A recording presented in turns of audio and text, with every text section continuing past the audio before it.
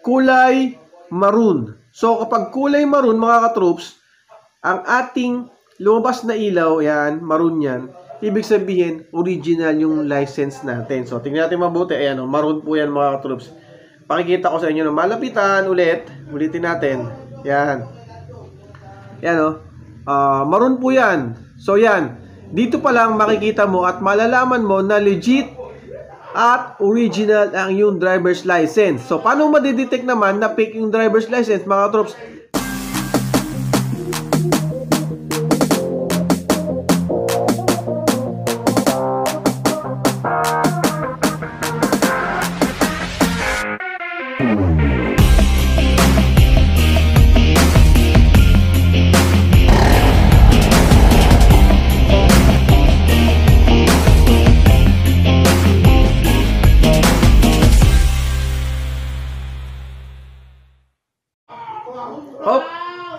Okay, mga troops,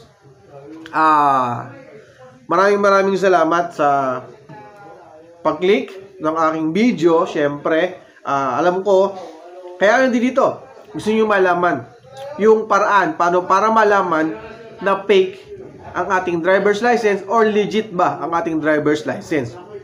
Ito ang importanteng gamit natin pag tayo ay gumagamit ng sasakyan. Siyempre, nagdadrive, motorcycle man yan, or four wheels, kahit ano. So, importante yan pag tayo nagdadrive ang ating driver's license. Paano ba natin malalaman na fake ang ating driver's license? Bukod dun sa LTO ka mismo kumuha, or minsan kasi may nagpipicture tayo, di ba? May mga, totoo naman yan, real talk, ayaw nilang mahirapan, ayaw nilang kumuha ng ganito, ayaw kumuha ng kung ano-ano man, gumagamit sila ng picture. Ngayon, shoutout muna tayo, mga troops, sa ating mga subscriber. Siyempre, si Ivan Himutao, shoutout sa'yo. Yan. Si Ebra TV, Edrab TV, yan, Edrab TV. Ayan, shoutout sa'yo. Maraming salamat sa pagsuporta kay Papa Henry. Yan. Si Jeff Adok, yan, Jeff Adok, napakasipag na empleyado na Coca-Cola. Siyempre, sa Coca-Cola yan. Coca-Cola dito sa Laguna. Then after yung Coca-Cola, syempre may mga sideline pa yan. Okay? So, napakabait yan si Jeff. Matagal na rin natin nakasama, isang kaibigan yan. Okay? Syempre, si Bong na lang. Maraming salamat sa pagsuporta. So, nabanggit mo nga sa isang comment mo na full support ang ginagawa mo sa akin. Kaya, ingat kayo palagi. Ingat ka lagi. Bong na lang. So, shoutout sa inyo. Maraming salamat ulit sa pagsuporta kay Papa Henry TV. Okay? So, ngayon, pag-usapan natin kung ano ang mga paraan para madali nating malaman o madetect na fake ang ating driver's license. Mga troops, unang-una, pakita ko lang muna sa'yo. So, ito yung lumang driver's license, ganito. And then, ito yung bagong driver's license. Yan.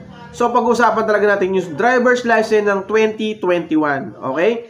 So, yung pinaka-latest sa driver's license. Okay? Ito yung luma natin, ito yung pinakabago. Ngayon, ano ba ang unang paraan para makita mo na legit ang ating driver's license? Una, mga troops, kailangan mong gumamit ng ilaw or flashlight. Kasi, makikita mo yan dyan, mga troops. Ayan, itatapat natin itong ating driver's license sa flashlight. Ito, pwede na to sa cellphone. Ayan. Ito, mga troops. Makikita mo, mga troops, yan. Kung mapapansin mo, bibigyan ko kayo ng sample. Ayan. Kita ba? Kulay maroon. So, kapag kulay maroon, mga katroops, ang ating lumabas na ilaw, yan, maroon yan, ibig sabihin, original yung license natin. So, tingnan natin mabuti. Ayan, maroon po yan, mga katroops. Pakikita ko sa inyo, malapitan ulit. Ulitin natin. Yan. Yan, maroon po yan. So, yan. Dito pa lang makikita mo at malalaman mo na legit at original ang yung driver's license. So, paano madidetect naman na fake yung driver's license, mga troops? Kapag ang lumabas dyan ay yung white o kaya yellow. Yan. Fake po yan, mga troops. Kaya ito ang legit, pinakamabilis na paraan para malaman mo na hindi fake ang yung driver's license ngayong 2021. Okay?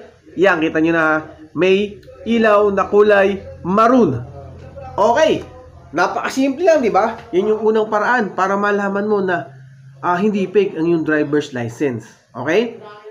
Number 2 na paraan para malaman natin na hindi fake ang ating driver's license, mga trops, ngayong 2021, eto, makikita mo dito, mga trops, na meron siyang mga parang sticker na nakatagilid. Hindi ako mapapansin mo kung makikita mo, yung parang sticker siya, yun, no? Tsaka dito, meron siya. Kasi, marami sa atin na gumagaya. At hindi lang yun. Hindi lang yun ang paraan para makita mo. Una, yung kapal. Mas makapal talaga to kasi dun sa mga fake. Then, eto yung mga importante, mga troops, Pag tinignan mo yung expiration date, may expiration date na nakalagay dito. Ayan, ito, ayan. Yung expiration date na yan, mga troops, ayan, pakikita ko, ayan. So, yung expiration date na yan, mga troops, ayan, ito. Pag kinapa mo to, ayan, so, pag kinapa mo to, expiration date na to, mga troops, ito. Yan. Mararamdaman mo na may naka-emboss o nakalutang yung pinaka pinaka number niya. So ito yung sa expiration date. 'Di ba? Yan nakalagay. So expiration date natin is 2023 pa. So, okay? Hindi lang 'yon. Sa likod may barcode. Syempre. Tapos dito meron din yung parang barcode din dito. Ito sa gilid, yan. Sa gilid, meron din. At, syempre, gaya nung kanina sa harapan, meron din tong yung restriction, tsaka yung condition, pag kinapa mo, yan, yung restriction, tsaka kinapa mo, yan, naka-emboss din. So, magaspang din to. Yan. Katulad dun dito na sa harapan, ganun din. Diba? Magaspang, and then sa likod, ganun din. Magaspang din. So, yun. Diba? Doon pa lang, makikita mo na legit at hindi fake ang iyong driver's license. So, meron ng dalawa tayong tips para malaman mo na legit at hindi fake ang yung driver's license. Okay? Ngayon yung pangatlo, mga troops. Napakasimple. Siyempre, kailangan mo malaman sa LTO kung legit ba talaga yung driver's license mo. Pero, no need na para ka pumunta sa LTO para mapacheck mo na legit ang yung driver's license. No? Sa madaling salita, gagamit tayo ng text message. Ito, mga troops, simple lang. Siyempre, kailangan mo ng load. Alam ko, ang load is 250 pesos. Ang isang load sa text ng LTO. Itatype mo lang siya ng LTO license. Puro capital letter, mga troops.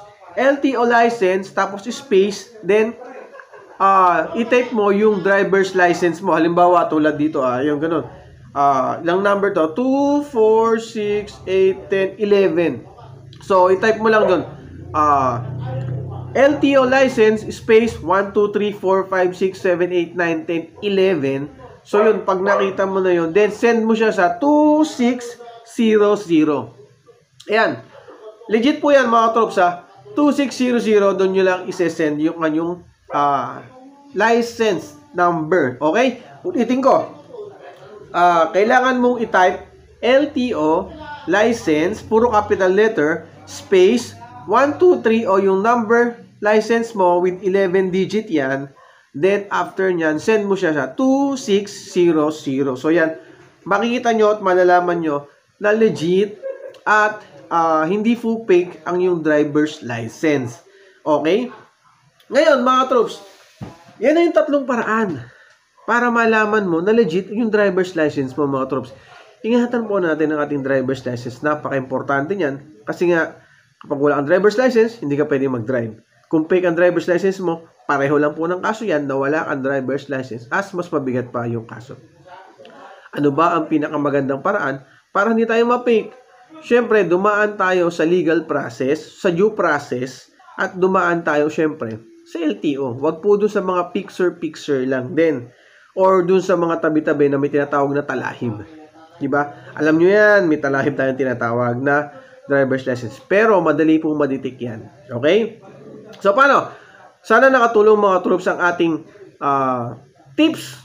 Tatlong tips kung paano at madaling paraan na malalaman natin na fake or hindi fake ang ating driver's license. Okay? So, paano? Maraming salamat sa inyo sa panonood. Shoutout ulit kay Mr. and Mrs. Prince, kay Helmet House, kay RBT, Secret Shop, Mickey Moto. Ayan, maraming salamat. Maos, ayan, congratulations kay Maos, 1K subscriber na yan. Then, sa iba pa. So, Kalamba, Laguna Motovloggers, Laguna Vlogger PH, ayan. Maraming salamat. Motovlogger Alliance, ayan, meron na yan, Motovlogger Alliance. Ayan, maraming salamat sa pagsuporta kay Papa Henry TV. Okay? So, paano? Mga troops, stay safe, ride safe always. God bless.